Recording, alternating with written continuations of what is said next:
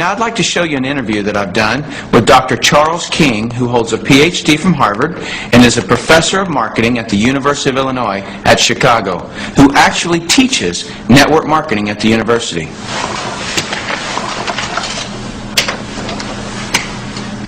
Dr. King, we're delighted to have you here.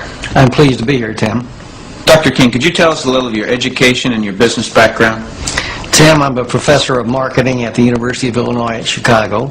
I got my bachelor's and master's degrees from the University of Texas in Austin, spent a tour of duty with the Exxon Corporation, and then returned to get my doctorate in business administration from Harvard University. More important to this discussion, over the last 6 years, I've been involved in doing research, teaching, and consulting in network marketing. So coming from such a conservative school, and I know you a little bit and I know you to be very conservative, what caused you to look at network marketing to begin with? In 1990, we had a major economic recession in the United States. The Midwest and Chicago particularly were very badly hit. As a result, the interviewers stopped coming to campus. We were graduating hundreds of students a semester, and they weren't getting jobs. Our alumni were coming back to us, losing their jobs, looking for help, and we had nothing to offer them. Now, I started looking, because of my background in business consulting, at alternative career paths. I went out and I looked at starting your own business, at home-based businesses. I looked at franchising. I looked at direct selling. And in the direct selling arena, I backed into network marketing. Now, I was very cynical, skeptical. Tim, I was negative about network marketing. They don't teach network marketing at the Harvard Business School, and I didn't know much about it. The end result was one of my students who was on the team asked me, "Why are you so negative about network marketing?" I looked at that young man and I said, "Son, I know enough to know I don't want to know any more." That student looked at me and he said, "Professor, if I gave you that answer to that question with no more information than you have, you would give me an F." I turned to him and I said, "Son, you're absolutely right. I have no basis for that conclusion. You just made an A." As a result, we went to the library, we went to meetings, and for the next 6 months, we did due diligence on the network marketing industry. I visited the top companies, I talked to network marketing leaders, I became an evangelist. In 1990-91, we started teaching network marketing in the marketing curriculum at the university. Wow. Was there any resistance from the dean of the school or the alumni? As it turned out, our dean at the time was a very entrepreneurial operator. He was looking for outreach programs that we could initiate.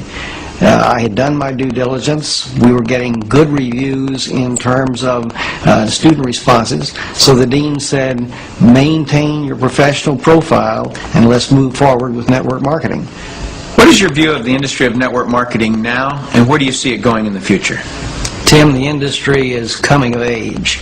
Today we have computer and management information systems, which makes it possible for a network marketing company to organize a sales force so effectively that we can make a sale in Korea in Korean won, instantaneously convert that Korean won sale into US dollar sale, post that to a distributor's commission account in the United States, and pay that distributor in a week.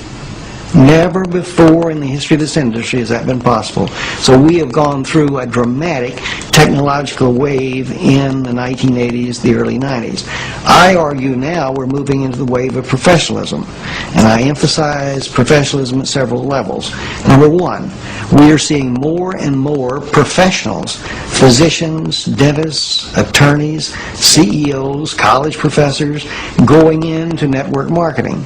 Secondly, we're seeing a completely different attitude on the part of the press. The Wall Street Journal, Forbes, the Chicago Tribune, regional dailies around the United States are giving network marketing very positive press. On the other hand, the universities are accepting network marketing as a legitimate channel of distribution. The University of Illinois Chicago has offered the first certificate seminar in network marketing in the history of the industry. The University of Houston is going to be sponsoring network marketing as part of their outreach entrepreneurial programs. We're seeing more and more community colleges setting up network marketing courses on their campuses. So I see this industry growing dramatically over the next 10 years. It's currently a $20 billion industry in the United States. We have 7 to 10 million distributors in operation. We're expanding globally into Asia, into South America, into Europe. The industry is growing at about 10 to 12% a year in contrast to 3 or 4% for traditional retail sales.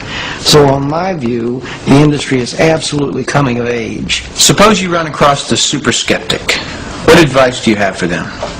Tim, I would recommend they do precisely what I did. I was a super skeptic. I did my due diligence, I investigated the industry, and I drew my own conclusions. I would suggest to anyone seriously looking at network marketing that they might read a couple of key references, that they might read 2 specific references. First, I would recommend that they read Wave 3 by Richard Poe. Richard Poe puts the industry in perspective in a very readable, enjoyable way. The second book I would suggest the skeptic read is one published in 1998 by Mark and Renee Reed Yarnell entitled Your First Year in Network Marketing. I strongly recommend that you do your due diligence and then begin to define precisely what role you want to play in the network marketing industry. Set realistic expectations. If there's a single cause for failure in this industry, it's the get-rich-quick syndrome, thinking that you can come into the industry and make enormous sums of money with no work.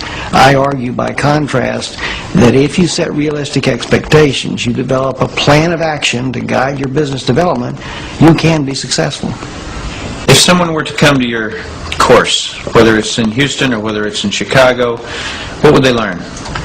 Tim, what we've tried to do in that program is apply the basic skills of entrepreneurial management specifically to managing a network marketing distributor organization.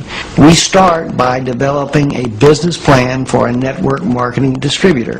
The second module, after building on the business plan, is to talk about how you implement the plan. How do you build a downline organization? The third module talks about managing your business. From the idea of managing your organization as you start building 10, 20, 30, 50, several thousand people in your group, on into managing your business as a financial profit machine. Tim, as you can tell, I believe in this industry. For a small financial investment and a commitment in sweat equity, hard work, and dedication, anyone can be successful in network marketing. And that's coming from a Harvard Business School graduate who was a true skeptic.